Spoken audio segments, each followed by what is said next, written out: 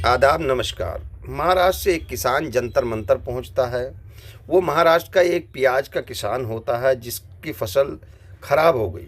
वो अपनी फसल का बाज़ार में सही दाम नहीं मिलने से और वो समय पर बिका नहीं, जिससे उसकी फसल बर्बाद हो गई। वो सरकार से खासकर प्रधानमंत्री और कृषि मंत्री से मदद की गुहार लगाने जंतर मंतर पहुंचा। हाथ जोड़ के उनने कहा कि कुछ ऐसा कानून बनाया जाए जिससे किसान बर्बाद ना हो।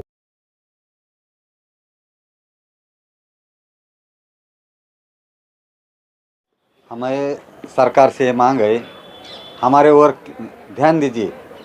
सरकार के हमारे ओर ध्यान ही नहीं है। हम जब फसल आपदा से बचाते हैं तो इनके सुल्तानी संकट में आते हैं हम। मराठी बोलो, बोलो मराठी बोलो।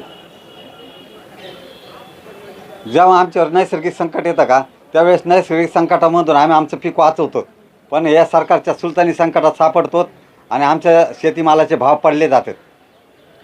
लेकिन आप बात करें खेत की भाव नहीं मिल पाता है तो जब मंडी आप लेके जाते हैं तो वहाँ क्या पूरा भाव नहीं मिल पाता? मंडी इनका आयात निर्यात जो धोरण है ना, सरकारचं जे आयात निर्यात धोरण आहे चुकीचं आहे। लेकिन मोदी ने अभी हर किसान को तिमाही की किस्त डाल रहा है। कोई नुकसान होता है उनका बीमा भी फ्री कराया गया, किसानों का नुकसान होता है उसका क्या पैसा आपको सरकार से नहीं मिल पाता? बीमा मिल जाता है, नहीं मिलता ऐसा नहीं, पर सबको नहीं मिल जाता। उनके बीमा के जो नियम है वो बहुत कड़क है, वो किसान को समझ में नहीं आती।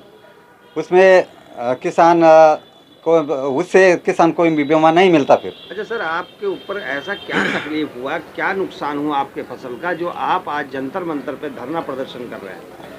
साहब, महाराष्ट्र में अभी आपदा आई थी, वो आपदा से हमने पीक बचाया, मगर ये इनकी जो सुल्तानी आपदा है ना, आयात निर्यात धोरण, वो बहुत गलत है केंद्र सरकार का। उससे हमारे प्याज के भाव गिर गए। मेरी 6 एकड़ प्याज बर्बाद हो गई, केवल भाव नहीं मिला उसे। इनके जो आयात निर्यात धोरण है ना, बहुत गलत है। वे यहाँ बैठे बैठे आयात बंद कर देते, निर्यात बंद कर देते हैं। उधर हमारे को फटका बैठता है, हमारे भाव गिर जाते हैं प्याज के माल के। तो सरकार से क्या आपकी मांग है, क्या आप सुविधा मांगते हो सरकार से? सरकार से हाथ जोड़ के विनती है कि जो तुम्हारा आयात निर्यात धोरण है वो उसके और किसान का हित देखिए। किसान के हित का आयात निर्यात धोरण कीजिए। आप किसान के पीछे खड़ा रहिए, पहाड़ जैसा खड़ा रहिए, किसान को आर्थिक मदद दीजिए। कहने का मतलब मनोबल नहीं गिरना चाहिए, सरकार को ऐसा कानून बनाना चाहिए। और जो राष्ट्रीय किसान नीति है ना, खेती उसका जो धोरण है, किसान का धोरण है ना, वो अच्छा तरह से कीजिए, पारदर्शी कीजिए। देखने के लिए धन्यवाद। चैनल को सब्सक्राइब जरूर करें।